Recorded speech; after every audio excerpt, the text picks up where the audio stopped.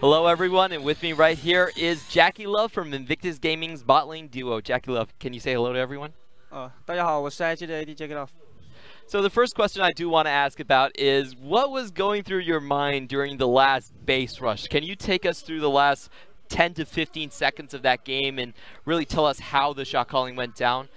第一个问题想问的是，你可以跟我们讲一下最后那场游戏大概10到15秒，这个非常混乱的一个情势的话，你们的队伍是怎么样的去面对这个情况，然后怎么样去做出判断的？就最后一波团的时候，其实就我们觉得其实是能一波的嘛。然后我眼里我就是连他们人都没看，我一直想点他们水晶点塔之类的。然后我们的中路跟上路感觉已经杀嗨了，然后我跟他们说，他最后打一个刀妹的时候，我跟他们说就别死，有可能丢大龙。但是我们发现我们有2个 TP， 就是感觉就随便嗨了，丢了也无所谓了。Okay, so.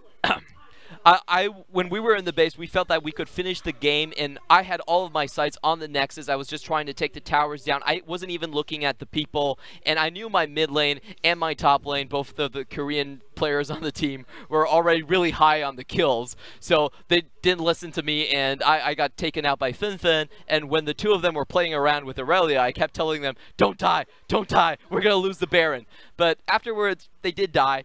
But we figured, hey, we still have 2 teleports, so even if we lose the Baron, it actually didn't matter at all, and we won the game.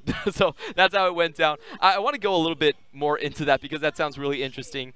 We don't really know what the shot calling structure of Invictus Gaming looks like. Can you tell us what happens when the team is too high, and usually when the team is okay and they're cerebral, who does most of the calling? 我想跟上一个问题就稍微跟一下，就是你可以跟我们讲解一下，就是你们队上比如说2个韩国人已经杀嗨的话，是什么样的一个情况？你可以判断出来。那如果他们不是特别嗨，是正常的情况下的话 ，IG 到底是谁去做主要的指挥跟沟通吗？就是我们目前的话，指挥的话就是把大家的意见就先综合一起嘛，然后觉得就是最好的那个就一起执行嘛。现在指挥的话是大家一起指挥的。然后最后他们就是杀嗨的话，就是我们说快走，他说可以，就是。Okay. So right now we have a democratic calling system. Everybody feeds information, and then we decide together on what the best decision is. And I can typically tell when my 2 Korean players are a little bit too hyped if they keep on saying, we can do it, when the rest of the team is saying, we need to leave. So my next question for you is that Ballin is probably the most accomplished Pyke player in the LPL so far. Can you give us some tips on how do you lane with Pyke and maybe how you lane against him? 所以我想问的话是，宝蓝现在大概是 LPL 里面派克玩的最好的一名辅助，你可以大概跟我们讲解一下，如果你跟派克一起打线的话，大概要怎么打啊？如果遇到派克的话，要怎么打？可以给我们一些提示吗？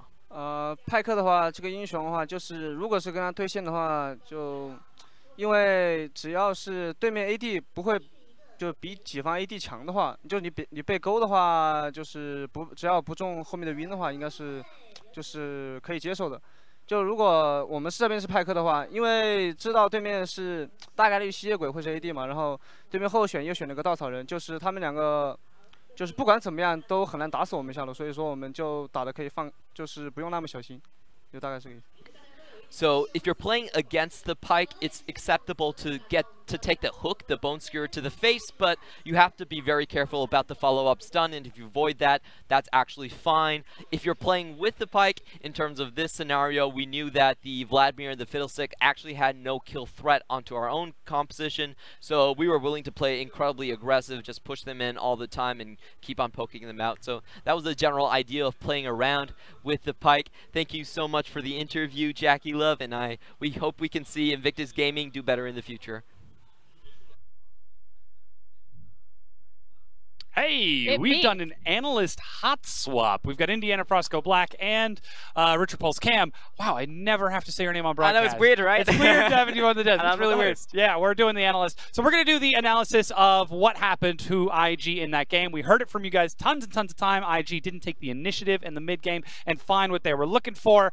Where do you think this problem stems from specifically? Like, was it just the shot calling or the lack of vision? All right, you've got Frost's answer. Look, we've already got fingers on the desk here, so Pulse. Okay, so what I found out from that interview, which was fascinating for me, was the fact that it's a democratic calling system, and that makes a whole lot more sense when you put it in that context, because we're just like, hang on, why are they playing so differently? Why aren't they just attacking from 3 angles? They're trident effectively with what Invictus Gaming were, and they felt like a coiled snake this time, waiting for mistakes. It's because everyone's talking to each other and just being like, this is the play, no, this is the play, this is the play. And that's why it took so long for them to actually go in at the end, and that's what it felt like. So that context from Jakulov, very important, and that, for me, was the reason why. Look, I'm all about driving a racing car, and when I want to decide what turn I'm taking, I'm not going to check in with the wheels and the trunk to figure out what direction I'm going. It's the driver. So, like, anytime I hear a team talk about a democratic system, like, my opinion personally is, and especially in working with teams, no. I dislike it. I understand acquiring all the information possible, but that is very different than we're going to acquire all the information from all of the brains on the team, and then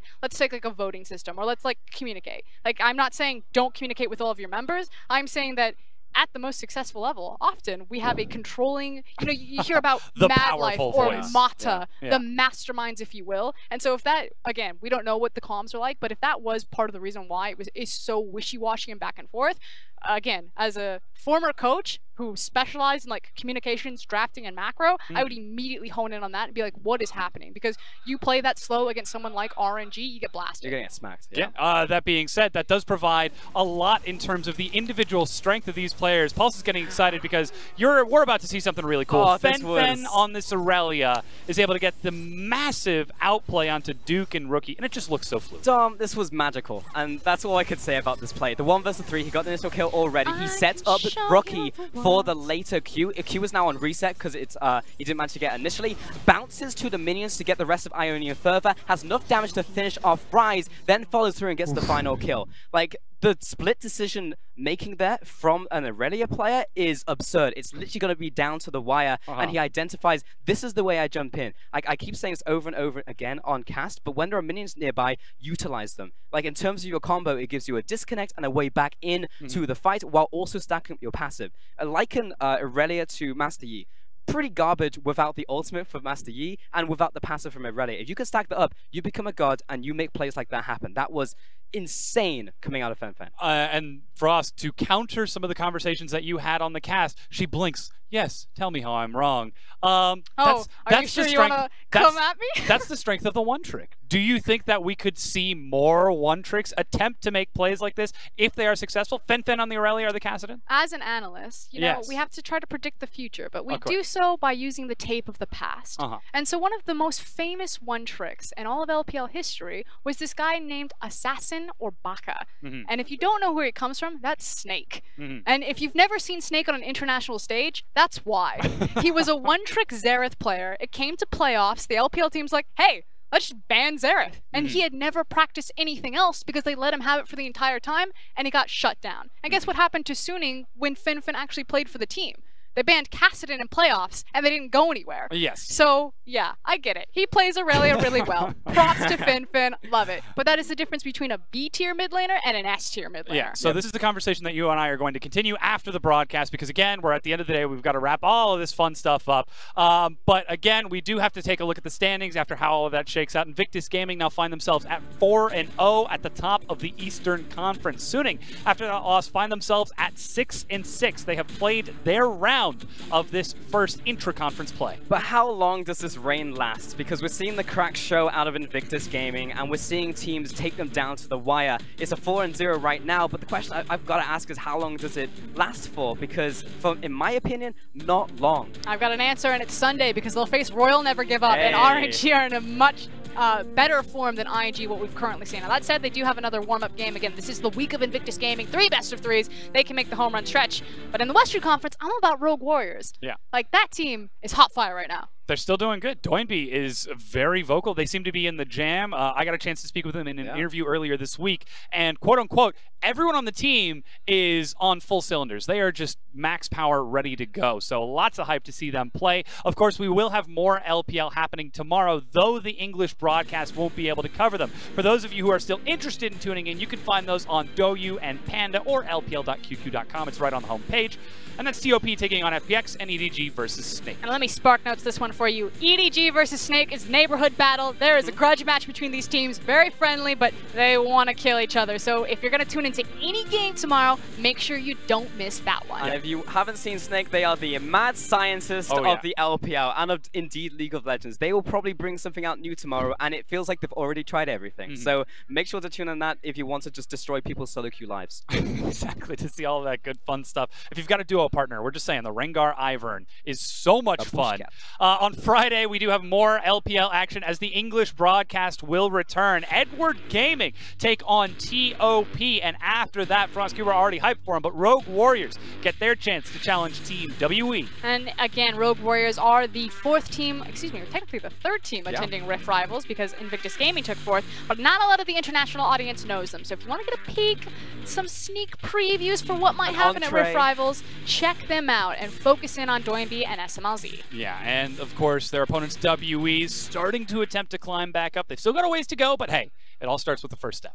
It really does. And just to speak to that, WE, they are not the same team that you guys at home saw on the international stage at Worlds. This is a different team right now, Dom. And really, it's just them trying to find themselves and actually get back up to form because currently they haven't found it. They're in the middle of the 80s montage. Exactly. Yes, they They're are. like coming up the stairs. Well, the question is, will they continue to come up the stairs, or is this the montage where they try and then fail, and then they have to try harder? Well, I mean, and there's a second gear. The concern is that like a stiff breeze comes by and they're just backwards, feet first. Yes, well, the hope is there for them. Of course, that's it for our Monday broadcast. Thank you so much for tuning in. On behalf of myself, my analysts, my co-casters, and the whole production crew, thank you so much for watching, and we'll see you on Friday. Cheers, love.